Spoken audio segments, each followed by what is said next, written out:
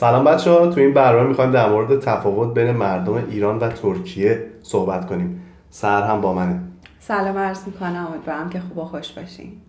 بریم ببینیم که سحر چی داره برای گفتن و منم که همیشه حرف واسه گفتن زیاد دارم.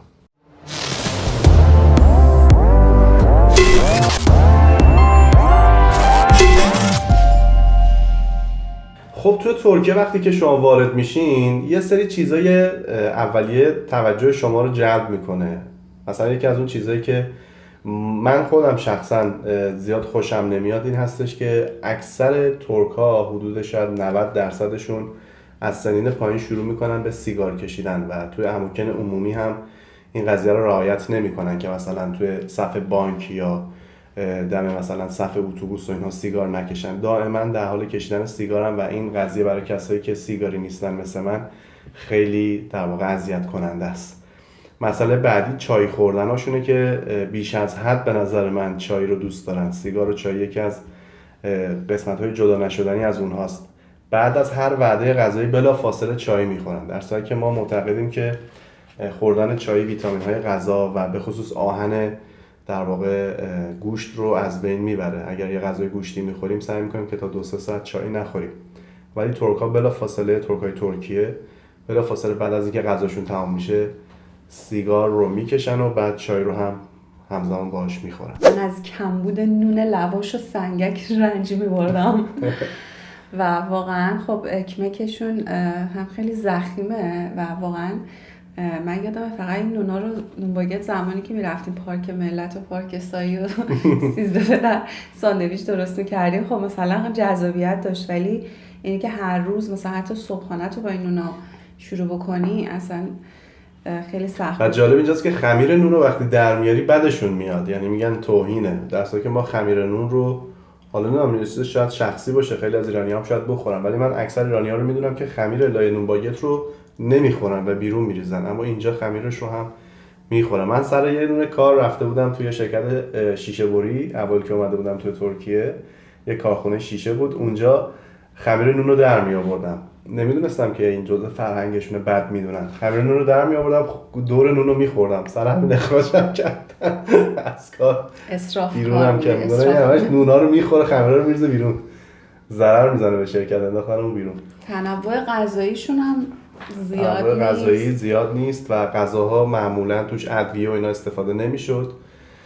یعنی اینا چیزایی که میای خیلی متوجه میشی اوایلش. حالا الان بعد از 5 سال ما ذائقه غذاییمون تقریبا مثل اینها شده، ولی اون اوایل که اومده بودیم مثلا گوشت به ما میدادن، دونر گوشت یا دونر مثلا مرغ، من میگفتم چرا تو اینا ادویه مثلا نداره، چرا مثلا فلفل نمیزنن، چرا بوی زخم گوشت آدم احساس میکنه. و اینا چیزایی بود که خیلی تو ذوق میزد برای ما. و تنوع غذایی هم سحر راست میگه، تنوع غذایی که ما داریم تو ایران ترک‌ها به نظر من به اون شکل ندارن، به خصوص تو فست فودها. ما تو فست فود خیلی تنوع داریم و خیلی ابداعات و در واقع ایده های جالبی رو پیاده میکنیم تو ساندویچامون. آقا حجم غذا، حجم غذا هم که اصلا توهین بود به من میرفتم یه رستوران مثلا غذا میوردن جلوم، انقدر مثلا توش برنج بود، انقدر مرغ بود، میگفتم چی مثلا انقدر ماست بود. در حالی که ما یه غذا رو وقتی میگیریم تو ایران مثلا یه پرس قشنگ پر برنج پر فلان برامون می آوردن، اینجا اول میگفتیم بابا اینا خیلی کم میخورن.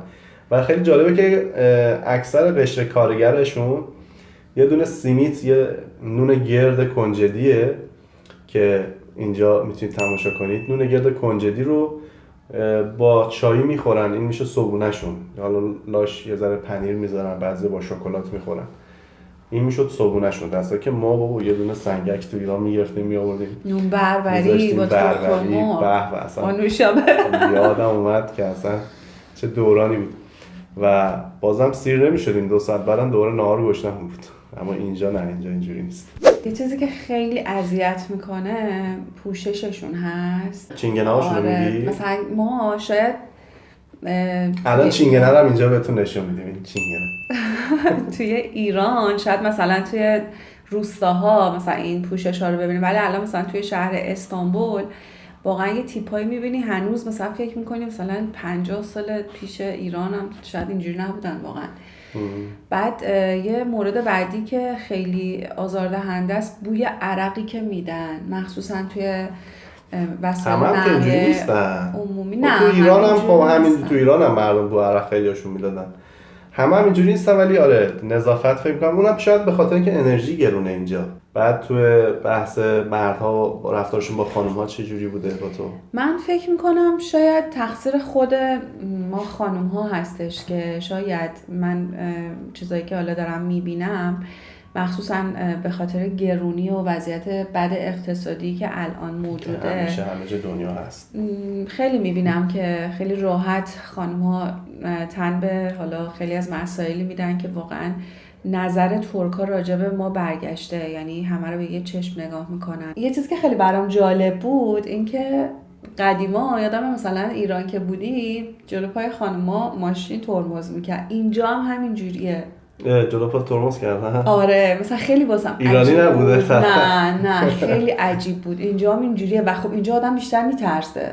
شاید واقعا نیتشون هم کمک کردنه، شاید اصلا نه دیگه مشخصه یعنی میفهمن شما ایرانی هستید جلوتون وای میستن، نمیدونم یا جلو ترکا هم وای میستن، یا به تیپت نگاه میکنن فکر میکنن اصلا تیپ یا آدم خرابه میگن بذار سوارش کنیم.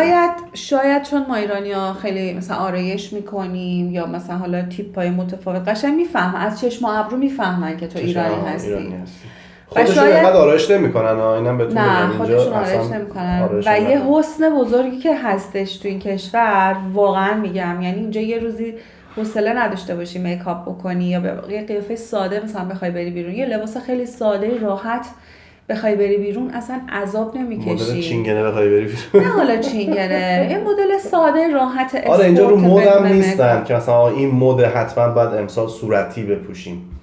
همیشه میبینی طرف شاید تا 2 سالم اون لباس رو انقدر میپوشه تا بالاخره از بین بره، بعد میره لباس بعد. الان مثلا مانتوهایی که میبینیم تن خانوما تو اینجا ایران اصلا اینجا نیست همچین چیزی. از لباس شبی که تو عروسی میپوشی مثلا بیشتر کار شده، شیک‌تره، خب قشنگه، آراستگی. برنامه عید بود رفتیم توی این تالار لایو گرفته بودی برای دوستات، همه نوشته بودن که اینا چه تیپ و قیافه‌ای، اینا قدیمیه تیپاشون اینا. خب میگم اینجا اصلا مهم نیست این چیزا، اصلا روی این مسائل فکر نمی‌کنم، بیشتر دنبال اینن که کارشون رو انجام بدن و لحظات خوشی رو بعد از ساعت کاری تو کافه ها و رستوران ها بگذرونن، زندگی رو زیاد سخت نمیگیرن. یه چیز دیگه هم که من خیلی ناراحتم از دست مردم ترکیه این هستش که حقوق کسایی که میان اینجا به عنوان یابانجی خارجی کار میکنن رو درست حسابی نمیدن، به موقع نمیدن، حقشون رو پایمال میکنن. حتی با اون که طرف کارش هم خوب انجام میده ها، حالا ممکنه بگیم حالا طرف کارش بده که حقوق نمیگیره، اما من میبینم دوستایی که واقعا با تخصص اومدن اینجا دارن کار میکنن و پولاشون پرداخت نمیشه، اذیتشون میکنن. واقعا من دوست دارم که اگر شما بیننده ما هستین، ترک زبان هستین، ترکی بلدین یا فارسی بلدین، این رو به دوستان ترک خودتون بگین که واقعا این کار درستی نیست. کشوری که واقعا ادعای مسلمونی داره و اینقدر مدعیه که ما مسلمون هستیم و اسلامگرا هستیم و ما تبعیض قائل نمیشیم و لطف میکنیم و محبت میکنیم، به نظر من نباید توش این مسائل دیده بشه. یه مسئله خیلی خوبی که من از ترک‌ها میخوام بگم تو ترکیه این هستش که به حیوانات خیلی اهمیت میدن. سگ‌ها و گربه‌ها براشون تو زمستون جا درست میکنن، شهرداری بهشون رسیدگی میکنه، عقیمشون میکنه، واکسن هاری بهشون میزنه، غذا براشون میارن، مردم خیلی محبت میکنن. این خیلی حسن خوبیه. کاش که ما برای آدم‌ها هم حتی کسانی که اینجا غریب هستن این رو لحاظ کنیم، یعنی مردم ترکیه حتی برای خارجی هم این رو لحاظ بکنن. و خب من میدونم که ما ایرانی ها هم خب خیلی اینجا گند کاری کردیم، خیلی کاری زشتی انجام دادیم و خب دید اینها نسبت به 5-6 سال پیش خیلی عوض شده. من یادم اون اوایل که اومده بودم اینجا یه سری از بچه‌های ایرانی میگفتن که این طرف مثلا به ما وسیله دست دوم آورده، خونمون رو تجهیز کرده، کمکمون کرد، ولی الان میبینیم لباس برامون میارن، الان میبینیم دیگه این کارا خیلی کم انجام میشه. به خاطر همون هستش که یکی این که میگن ایرانی‌ها وضع مالیشون خوبه، پول دارن، وضعشون خوبه، اوکیه، چرا کمک کنیم. دوم این که ایرانی‌ها اومدن اینجا سوء استفاده کردن، خیلی بودن خونه با اشیا کرایه میکردن، بعد میزدن اشیا رو میفروختن، قاچاقی هم میرفتن مثلا یونان، میرفتن اروپا، طرف میومد میدید طرف اجارهشو نمیده، بعد از چند ماه میومد دم خونه کلید مینداخت میرفت تو این اشیاء خونه‌ش هم فروختن. خب همه این مسائل باعث شده که الان یه ایرانی میخواد اینجا خونه بگیره بهش خونه نمیدن، میگن برو کفیل بیار، یا به فرض 6 ماه اجاره رو یک جا به ما بده، پول وسایل رو دپوزیت میگیرن. قدیم اینجوری نبود، قدیم یه دونه اجاره میدادی با یه دونه دپوزیت میرفتی تو اون خونه ساکن میشدی. این مسائل باعث شد که دید اینها هم به ما عوض بشه. متاسفانه ما هم به عنوان یک ایرانی موظفیم که نام کشورمون و نام مردممون رو با رفتار خوبمون، با کار درست، با کاری که میتونیم واقعا انجام بدیم، نام خودمون رو نیک کنیم تو این کشور و دید اینا رو دوباره برگردونیم به مردم دیگه ایران که واقعا این محبت جاری بشه. و خب ترک‌ها هم میگم این رو باید خودشون رعایت بکنن، حق و حقوق ایرانی‌ها رو، یا حالا نه فقط ایرانی‌ها، خیلی هستن عربن اینجا کار میکنن، از کشورهای دیگه میان پرداخت بکنن. درباره ملکی که شما گفتین، یه موضوع دیگه که هستش، من میگم تا خودمون به خودمون احترام نذاریم، کسی دیگه هم برای ما احترام قائل نمیشه. زمانی که ما دنبال خونه میگردیم، تازه مثلا وارد این کشور شدیم، هنوز خیلی از اطلاعاتی که باید داشته باشیم راجع به زندگی در ترکیه رو نداریم، دوستان ایرانی دیگه میان به ظاهر لطف کنن در حق ما، ولی از این عدم آگاهی سوء استفاده میکنن متاسفانه. و مثلا اگر که تو قراره یک کمیسیون مثلا نرمالی رو بابت اجاره یک ملک بپردازی، اونو مثلا میان 2 برابر باهات حساب میکنن، ازت میگیرن. این باعث شده که خود ترکا بفهمن که ما راحت سر اون کلاه میره و میتونن که از ما پول زور بگیرن. یعنی ما خودمون به خودمون روا نداریم متاسفانه. این چه در زمینه اجاره ملک، چه در زمینه خرید و فروش ملک باشه و چه در زمینه عرض به خدمتتون که کار پیدا کردن. الان مثلا خب یه سری از شرکت ها هستن که میان میگن که ما کاریابی داریم، شرکت کاریابی داریم، کار پیدا میکنیم، شما 90% شما علکی.